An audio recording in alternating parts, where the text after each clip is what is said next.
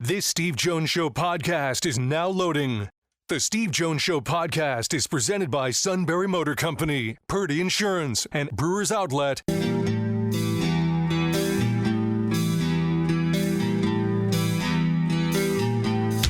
Bringing you an in-depth look at Penn State sports and more. This is the Steve Jones Show on News Radio 1070 WKOK.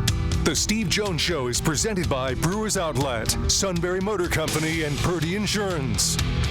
Now from the Sunbury Motor Studio, here's Steve Jones. This half hour being brought to you by Sunbury Motors, 4th Street in Sunbury, Sunbury Motors Kia, routes 11 and 15 in Hummel's Wharf, and online at sunburymotors.com. Ford, Kia, Hyundai, best in new inventory, great pre-owned inventory with the Sunbury Motors guarantee, and a terrific service department that backs it up every step of the way. All at Sunbury Motors, 4th Street in Sunbury. Sunbury Motors Kia, routes 11 and 15 in Hummel's Wharf, and online at sunburymotors.com. Well, very pleased to be joined by John Perrotto as we talk about the Pirates and spring training. John, first of all, how have you been? It's great to have you back. Steve, I'm doing fine. It's good to hear your voice again. How are you? Same thing. I'm doing great. Thank you for asking, my friend. Appreciate it. Paul Skeens is introducing a couple of new pitches along the way. He's debuted it. Just your thoughts on his command of it and what it can mean to his arsenal. Well, the guy already pretty amazing with what he did as a rookie last year, Rookie of the Year, third in the Cy Young voting. And it's really neat to see he's not resting on those laurels. He comes to camp with a cut fastball, with a two-seam running sinker, and it's funny. I talked to him. I was down there for the first few days of spring training. I happened to have a chance to talk to him on the very first day, and I said, congratulations on all last year. I hadn't seen him over the winter, and congratulated on his awards. And the first thing he goes is, me, I'm not done yet. And he's shown that he indeed wants to become an even better pitcher, which is kind of scary to think, as good as he was as a rookie. But he is driven to be the best in the game, and I'm not so sure here by the end of this season that he won't be the best pitcher in baseball. Yeah, his command, and not only that, but the velocity, but the command of the other pitch is so impressive with him. Henry Davis is off to a good start, another former number one overall pick. He's off to a good start. What is he telling the Pirates right now, essentially about that, hey, I need to be with your club and not in the minors? Well, I think he certainly has a point to prove. He hasn't done, a whole lot in the last 2 years when he's been in the big leagues, and he's been a disappointment to this point.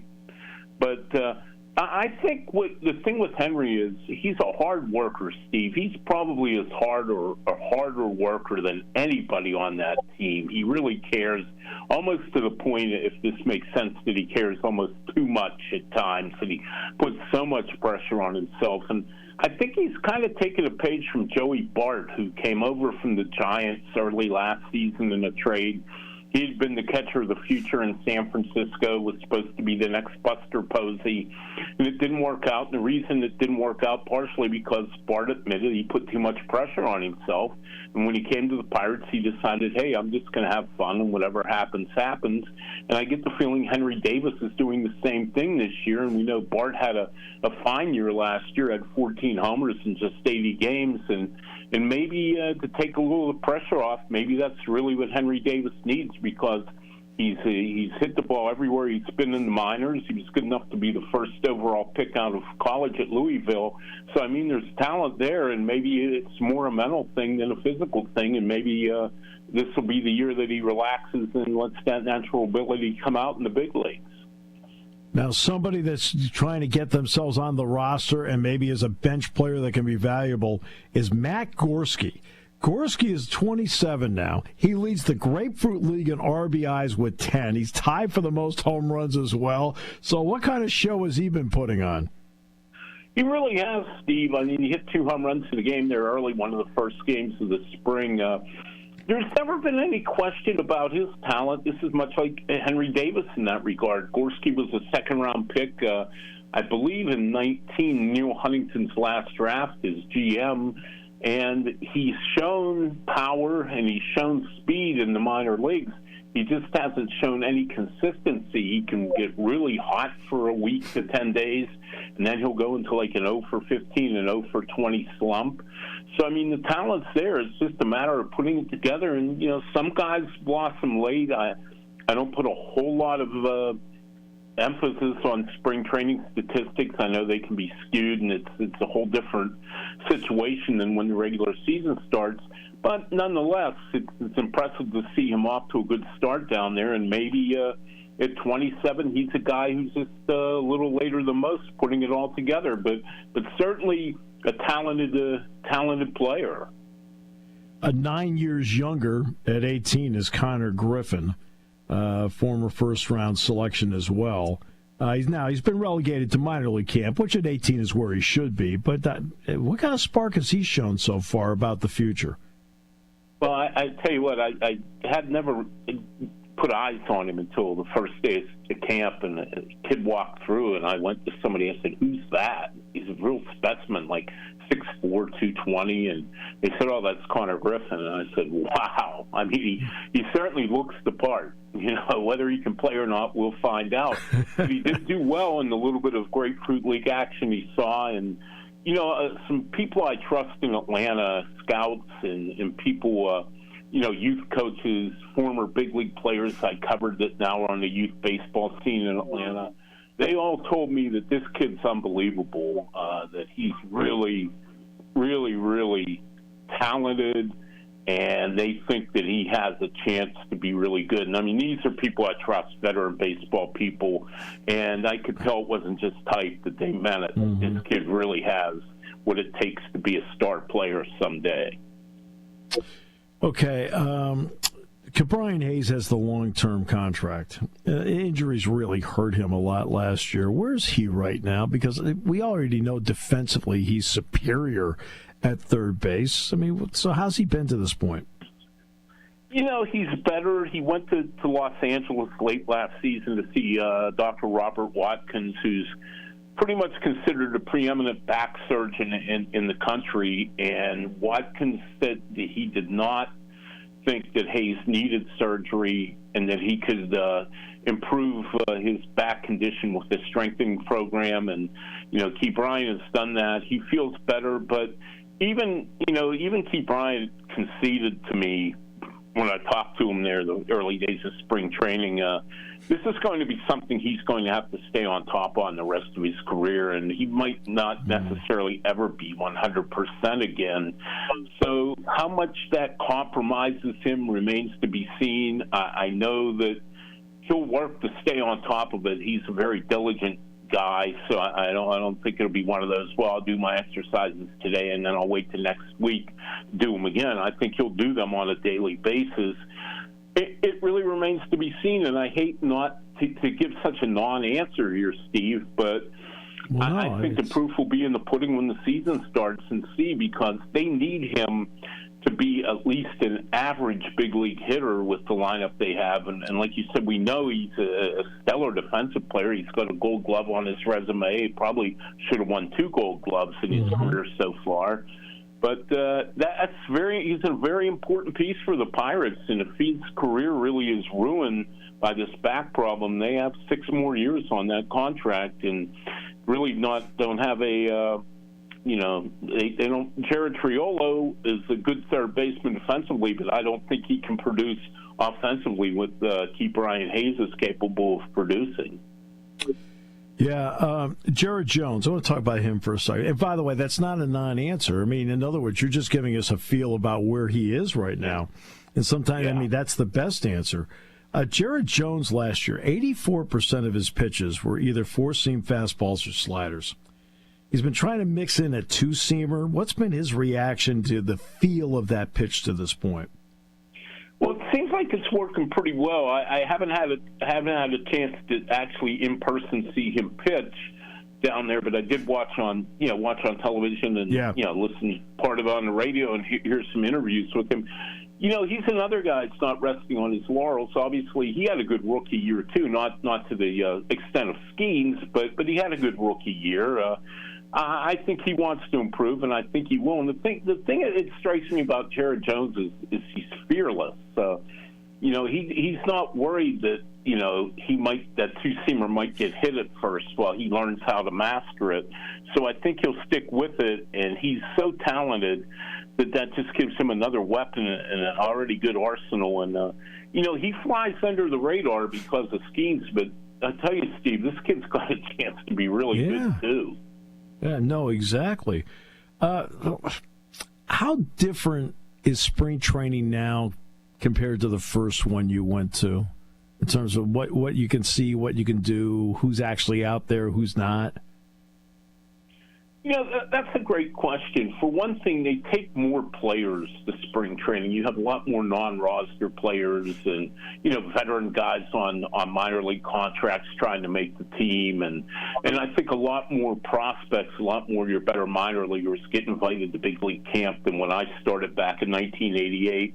Usually then they'd have around 50, 55 guys in camp, and now they have 70, 75. And, there's a lot more players. And the other thing I noticed is the regulars don't play as much in spring training as they used to.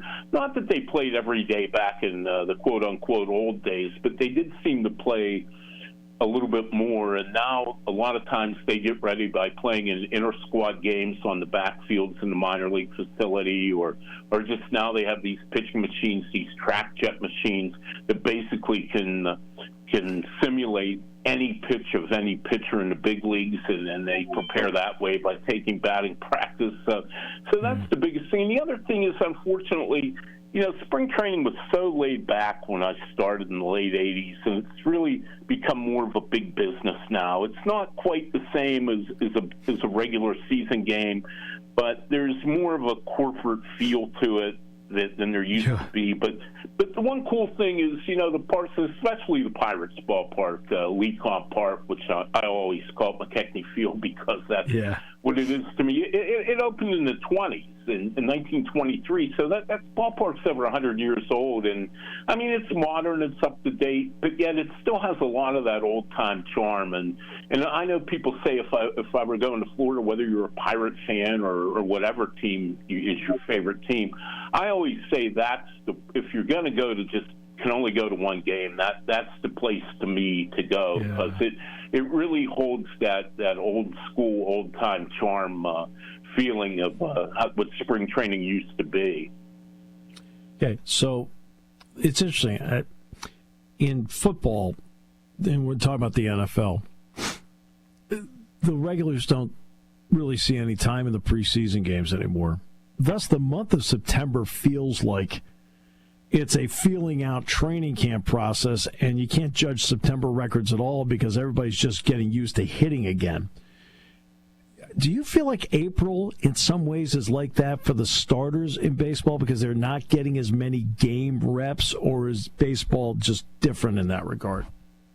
Baseball is a little different because there's not quite the physicality, obviously, in the NFL where you have hitting and what have you. But, I would say sometimes I do think guys probably could benefit from playing a little more in the Grapefruit League games. And, like I said, for a lot of reasons, they don't want to play. I remember, for an example, Ryan Zimmerman, who's now retired, was the third baseman of the Nationals. One year, he decided he wasn't going to play in any of the regular Major League exhibition games in Florida. He was going to play all just the minor league games where you can take more at-bats. You could hit in every inning. There isn't as much structure as in the Major League exhibition games. And then he went out and he had a terrible first half because he hadn't faced big league pitching at all spring. So, there's different schools of thought. I don't think it's as pronounced as it is in the NFL, but I do think I do think that that players should play more. And the other thing is, I think they owe it to the fans to put some representative big league players on the field. I've been looking at some of the box scores, and especially the first few days of spring training, not just the Pirates, but in games in Florida and Arizona. A lot of teams are playing maybe one or two regulars, and when you're charging people to come to the game, and I mean, it's not expensive as a regular season game, but it's not cheap to go to these games in Florida and Arizona anymore either. I think you owe it to the fans to at least let them see some of your big league players instead of all Triple and Double A guys. You and I are on the exact same page. I don't mean you have to play them every day, but look, put 3 or 4 in the lineup because, Look, you've got some people, John, that are going out there, as you said, you have to treat your consumer with more respect. Everything can't be a promotion. You got to give them what they pay for. And, if I'm going to take my hard-earned money, I don't have to see Paul Skeens pitch. It's just out of happenstance I see him. But I'd be nice if I saw McCutchen play.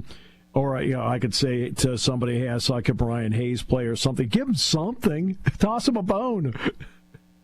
Yeah, I agree. And there used to be, it was an unwritten rule that when you went on the road in spring training, that you had to take at least 4 of your regular players and have them in the lineup. And, a lot of teams started flaunting that about 20 years ago. And I know Terry Francona, who I've known forever from my backyard here in Beaver County, I used to joke with him when he managed the Red Sox, and he would bring a team up from Fort Myers. Now, granted, Fort Myers is about an hour and 45-minute drive to Bradenton North, but I used to always tease him. I said, I didn't realize you were now managing Pawtucket when he would bring his team to.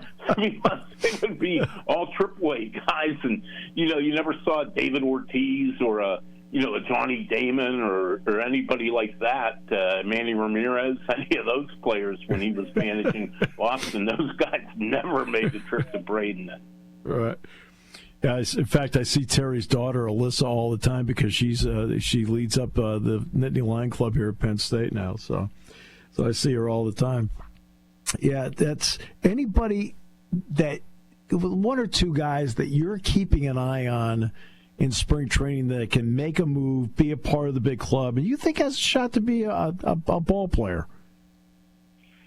I like somebody on the pitching side, Mike Burrows, who had Tommy John surgery, missed most of 2023, came back at midseason last year, was mainly in AAA. The Pirates called him up the last weekend of the season for their final series against the Yankees at Yankee Stadium, and he pitched in middle relief. And I don't want to base a whole lot off one relief appearance, but he pitched 2 2/3 innings against one of the better teams in baseball, team who went to the World Series, and really looked good. And this is a guy who pitched in the All-Star Futures game in 2022, was really considered a top prospect. He's kind of been the forgotten guy. He'll be in AAA with a rotation that includes 3 other really good prospects in Bubba Chandler, who's one of the top 15, 20 prospects in all of baseball, and Thomas Harrington and Graham Ashcraft. And all these guys are rated ahead of Burrows. But I like Burrows, and I think he's a good pitcher, and I think he's really kind of fallen off the radar. And he's somebody I think has been forgotten, and I think he's a lot more talented, and he's going to work his way to the big leagues. Very interesting. John, always a pleasure. I love talking baseball with you. You do such a great job, and we appreciate your time very much. Oh, well, Steve, thank you very much. I really appreciate that, and it's always good to talk with you. John Perrotto, what a job he does. It's always great to have him on the show today. We've got a lot coming up on the show today, too, so we're looking forward to that very much. This half hour being brought to you by our good friends at Sunbury Motors, 4th Street in Sunbury, Sunbury Motors Kia, routes 11 and 15 in Hummel's Wharf, and online at sunburymotors.com. Ford, Kia, Hyundai, the best in new inventory, great pre-owned inventory with the all-important Sunbury Motors guarantee, and a terrific service department that backs it up every step of the way. Inspections routine, difficult. They handle it all. Quick lane at Sunbury Motors, 4th Street in Sunbury. Sunbury Motors Kia, routes 11 and 15 in Hummel's Wharf, and online at sunburymotors.com. Here on News Radio 1070 WKOK. Party time, game time, or just fun time. Doesn't matter what time it is because it's Brewers Outlet time. The Beverage Supermarket has the area's largest beer selection. Imports, microbrews, ciders, and domestics. Pick from over 100 ice-cold 12-packs and dozens of 24-ounce singles. Soda, snacks, hot sauces, fresh roasted peanuts. Make it one-stop party shopping, and don't forget the pickle bar. So whatever you're celebrating or just doing it up, Brewers Outlet, Reagan Street, Sunbury wants to see you. And thank you for your years of patronage.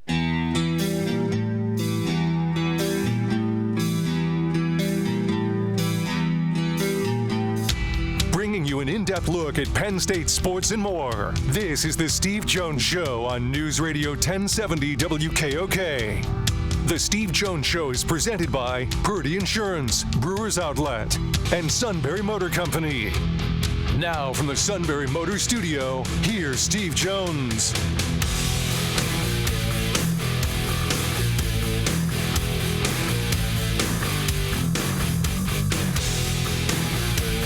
This half hour being brought to you by Purdy Insurance. Market Street in Sunbury. Go to purdyinsurance.com.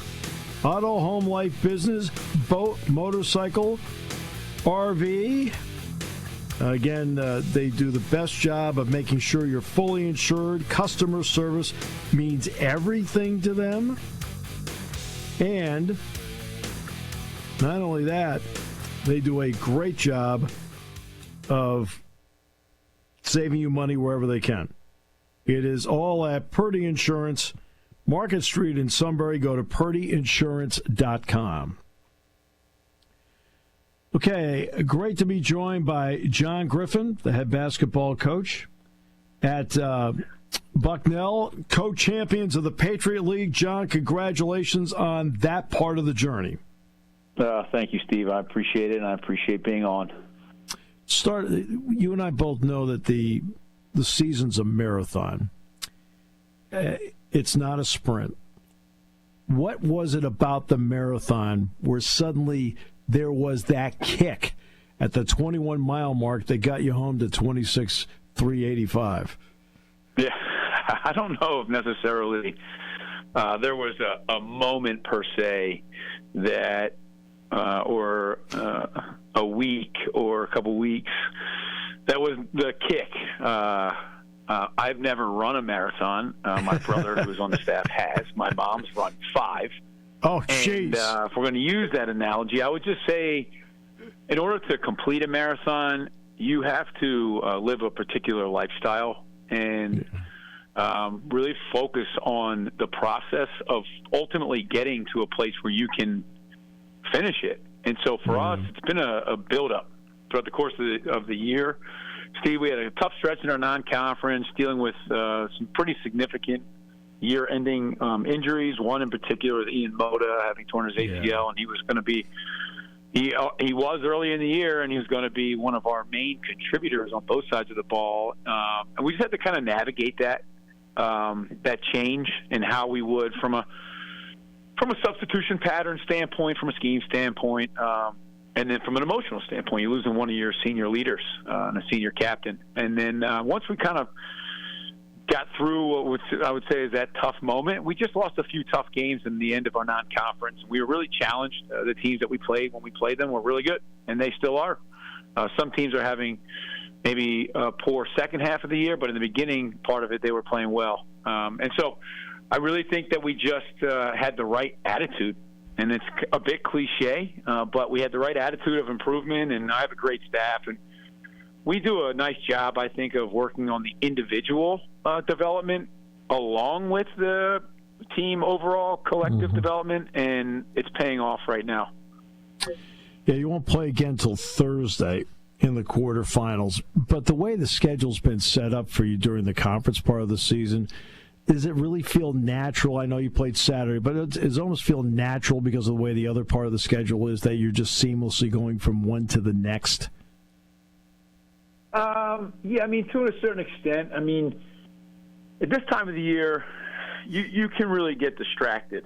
Honestly, there's more so even when I was a player. There's just so many different outlets that can be distracting, especially when you have success. And I put the regular season championship up against any achievement that I've ever been a part of collegiately, just due to the fact that you need to be so resilient and so tough and gritty to ultimately find a way to get that award and to be at the top of the standings. So right now it's just this group is focused, and we are just taking it one day at a time. We're not looking further than today. We have practice this afternoon. It's a great opportunity for us to work on some of the things that we need to get better at, and I think that we're still a bit away from ultimately being the best we can be, which is exciting in itself. Yeah. But look, when you lose, we at one point in the year, we lost 8 in a row. Very humbling to lose 8 in a row. Yes. And I think on the surface, you can see a championship, which was one of our goals for this year, a regular season championship. But you can also kind of rest a little bit based on an achievement. But we've been humbled. We have some maturity in our locker room. We have a senior-led backcourt, and being humbled is a great teacher. Experience is the best teacher. And so we go by Kobe Bryant's famous quote, "The job's not finished," and that's kind of our attitude right now as we head into kind of all or nothing part of the year. And that's the next part. That's the all or nothing part. You know, it's one thing for a fan to jump ahead and say, "Hey, they're the number one seed." You got to take care of business Thursday. Then there's another one. Then, you know, the entire idea is to keep playing. So, John, what do you impart, if anything, to your team about this time of the year and winning that next game? Yeah, I mean, it's a great question because there's a number of different directions you can go with messaging. And, you know, for us to be our best, it comes down to being a connected team and being just a mentally and physically tougher team.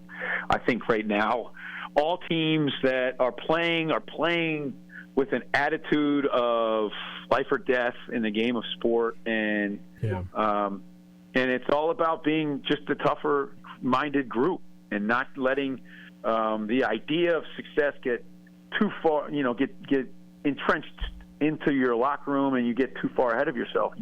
We just have to keep working on being a better group than we were yesterday.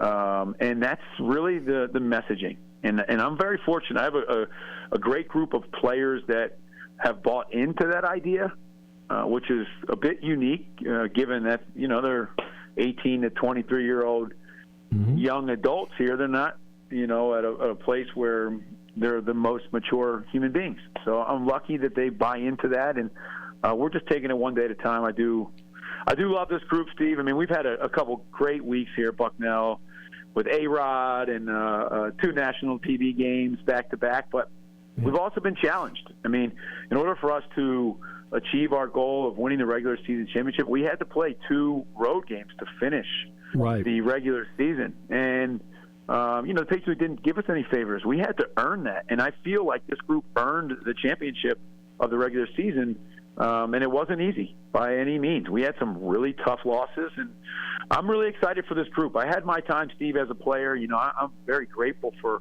my experience as a player for so many reasons. And I'm just excited that our group is in position to be in position. And we just go one day at a time, and they've earned these opportunities, and they've earned the right to let it rip. That's kind of our attitude. It's one thing to go to Lexington and play at Rupp Arena and tell your players it's a possession-by-possession game, but it's also a game in November. This is the ultimate possession-by-possession scenario. Down the stretch, did you see a team that embraced possession-by-possession? Yeah, absolutely. I mean, you know, down the stretch here, I've seen a team that individually, each person did whatever they could to help us win. And then collectively, you could see a team that's just very connected, and they trust one another in some times of a game where you could easily break based on sequences of events, turnovers, tough made shots, the world, the gamut kind of being thrown at you. And I see a group that's just really committed to the moment. They're really committed to the moment, and I'm really proud of that. So, yeah, I mean, it's a possession-by-possession mentality.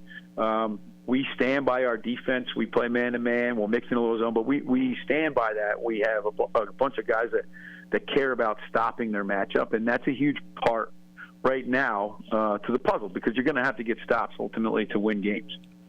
Obviously, with Ian out, you automatically had to shorten up what you were doing. But at this time of the year, you're really playing 7, sometimes 8 guys if you can get Josh Fulton into the game for you. We always know that's about trust. What is it about those 8 guys that you trust that puts you in a situation that gives you the best shot to win? Yeah, I mean, Steve, we practice hard.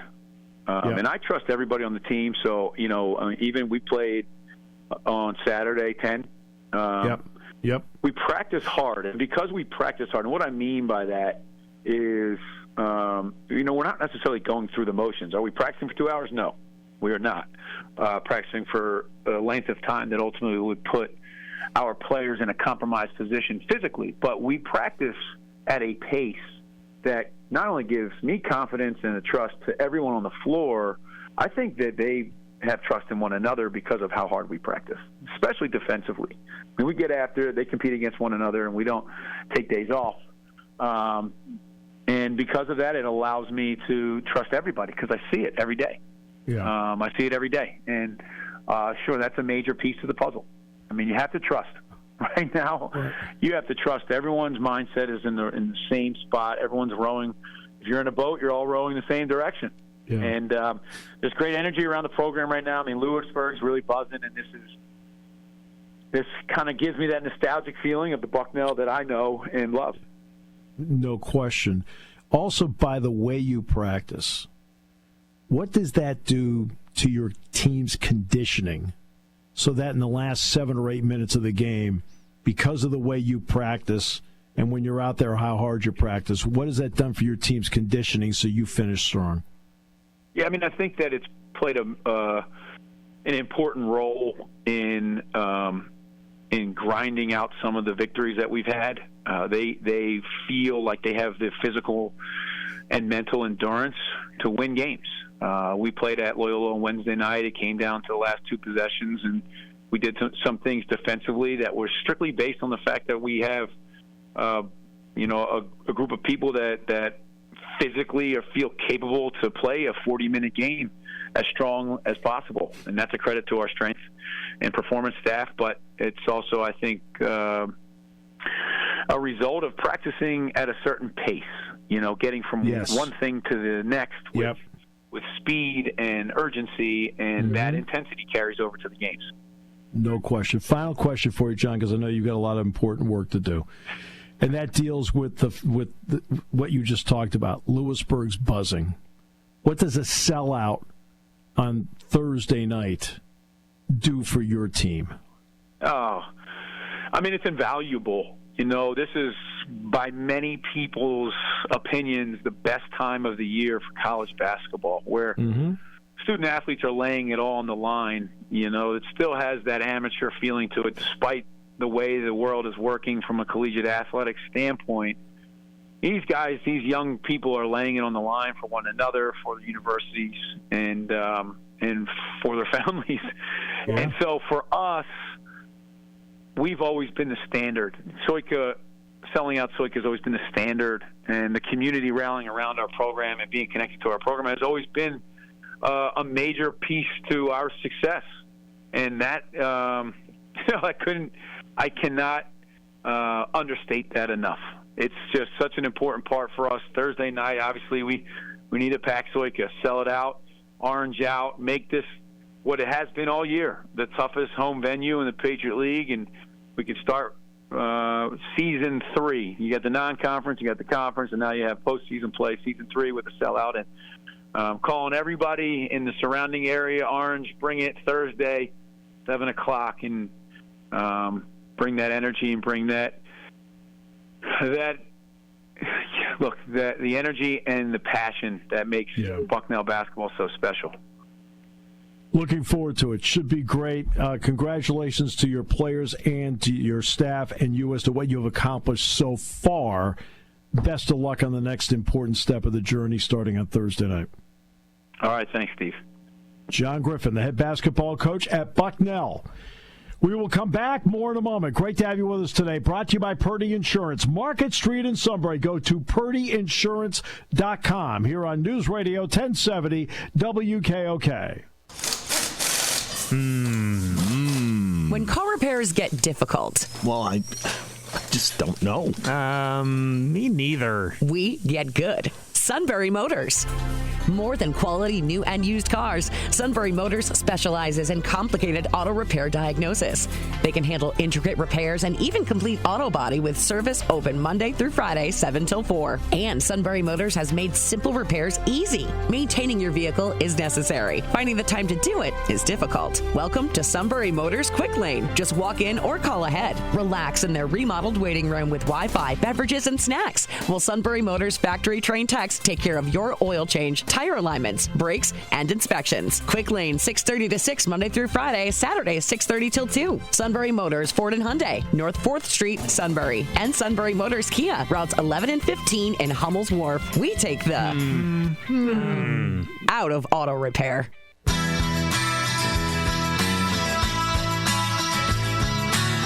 Thursday night, Bucknell, the number 1 seed in the Patriot.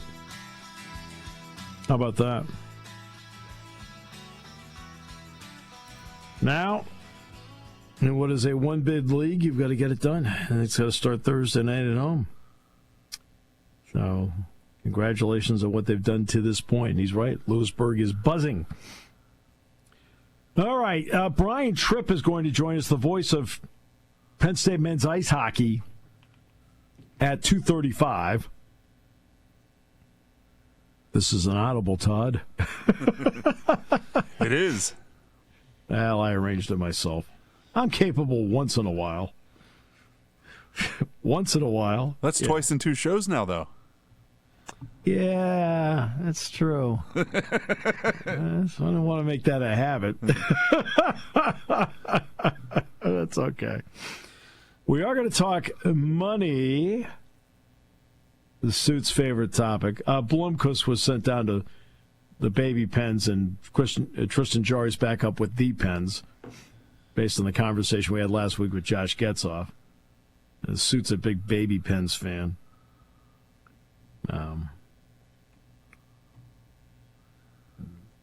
The only reason he goes is it's called the Mohegan Sun Arena, and he thought it was a casino. It was like, nah.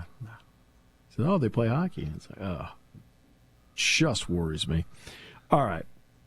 But Texas is going to be raising ticket prices, season ticket prices, $13 per game next season, which is $91 more. If you're taking 7 games. There are reasons around it, and not just the $20.5 million. It's a little more extensive than that, which we will explain in the next half hour. And something we'll talk with Brian pairwise is the ratings used for the NCAA hockey tournament. So when you see Penn State beat number 1 Michigan State, well, that's in a ranking. They, split with number 2 Minnesota. That's a ranking.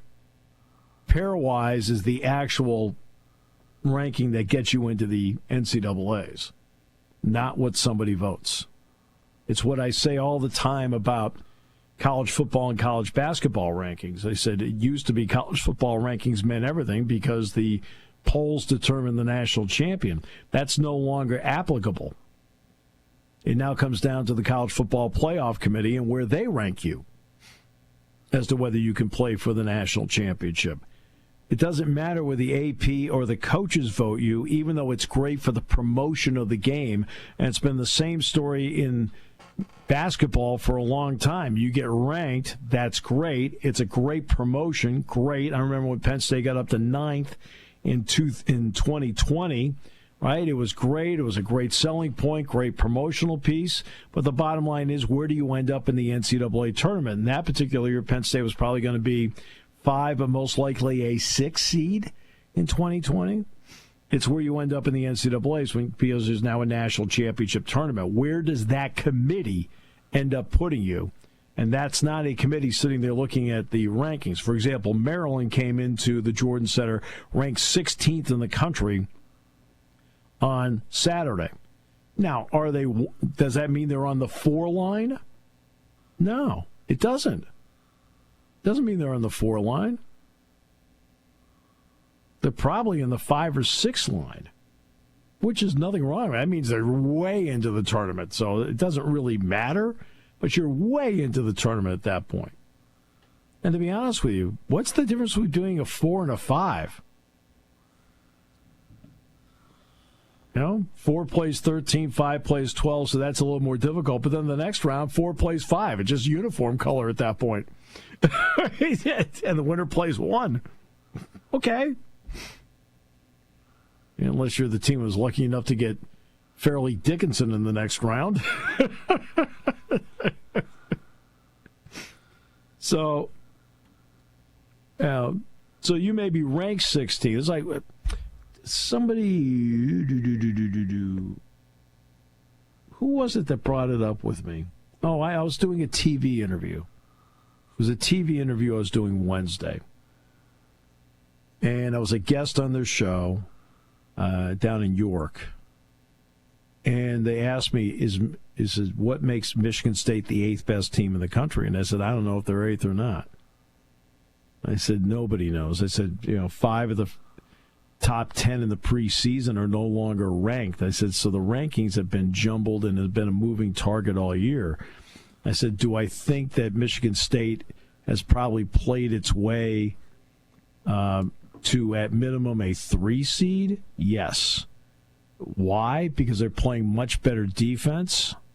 That's a big part of it. Plus, the emergence of Jace Richardson, the true freshman's really helped because freshmen aren't playing as huge a role outside of Cooper Flagg with Duke. They don't play as big a role. You think about the Big Ten. Who are the freshmen in the Big Ten? Bailey and Harper at Rutgers, Derek Queen at Maryland, Mobley at Ohio State, and probably Jace Richardson. I've seen everybody play. Who else?